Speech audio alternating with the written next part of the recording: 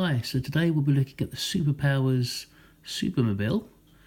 Superpowers are quite a hard set of action figures to come by in the UK. I remember seeing them around when I was a kid, but they were kind of a second tier thing to Transformers and Action Force and He-Man and whatnot, and very few shops seem to stock them.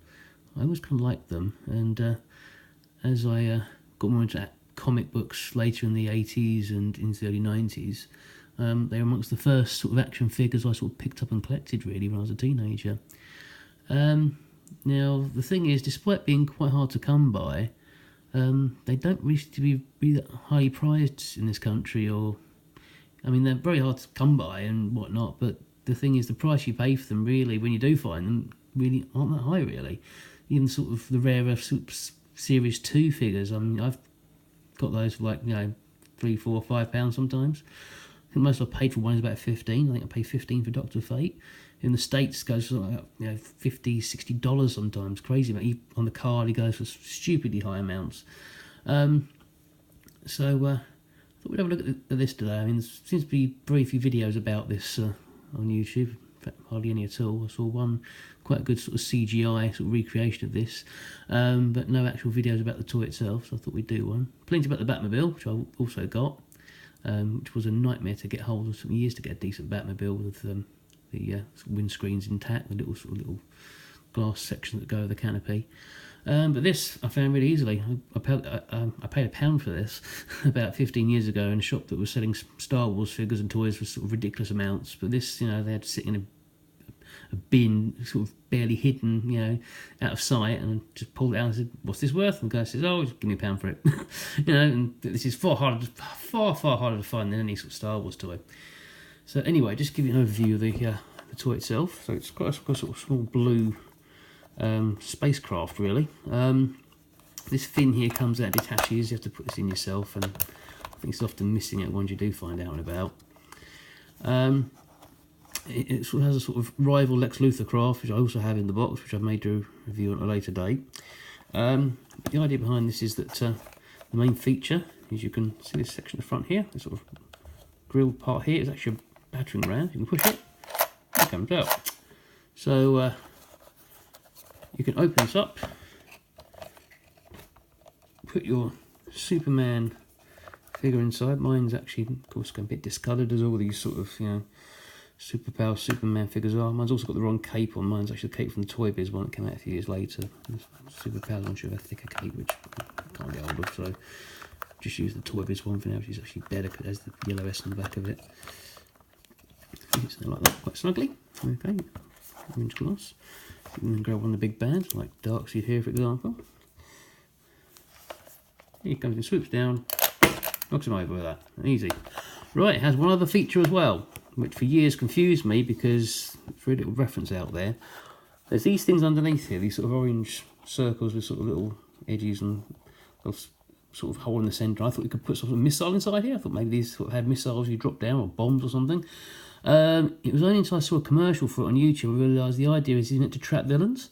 So the idea is you want to basically get your villain action figure, like Steppenwolf here. Very different to Steppenwolf you saw in the Justice League film, of course. And the idea is that their fists go up inside like that and get captured. So the Superman can just take them away, or drop them as the case would be there. Yeah, the idea is they're kind of holding them like that, which is a bit odd. Not sure I really like that, but it's, I guess, trying to give this another feature. This is kind of about the size of a sort of Star Wars mini rig, really. It's not that huge, really. Obviously, the Batmobile is far bigger.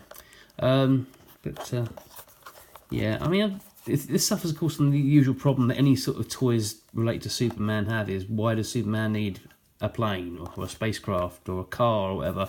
He can fly, he can he can do anything within realms of reason, really. So yeah, I remember as a child owning the sort of the Corgi Supermobile, which was very different to this one, these sort of giant fists on the side of it. And the idea behind that had a backstory that was featured in some of the comics, whereby Superman became depowered for a bit, or was very vulnerable to kryptonite or something. So he had to sort of use the Supermobile, which was the Corgi Toys version, to sort of do his sort of feats of crime fighting and daring do, because if he didn't, he would have a few problems.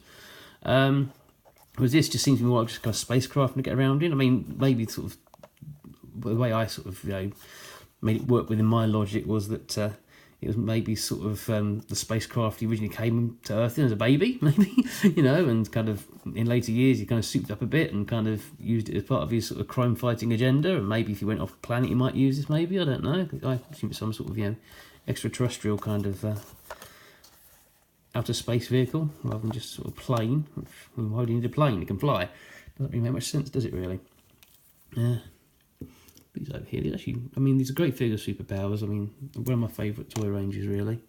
And I may do a more detailed review of some of the sort of rarer figures. These Dark Seed and Seven Wolf are two of the harder ones to find, especially over here in the UK, because I mean, like I said, the early first series was very hard to find. The later series was impossible to get. I didn't know half of those existed until I was much older. But yeah, sort of.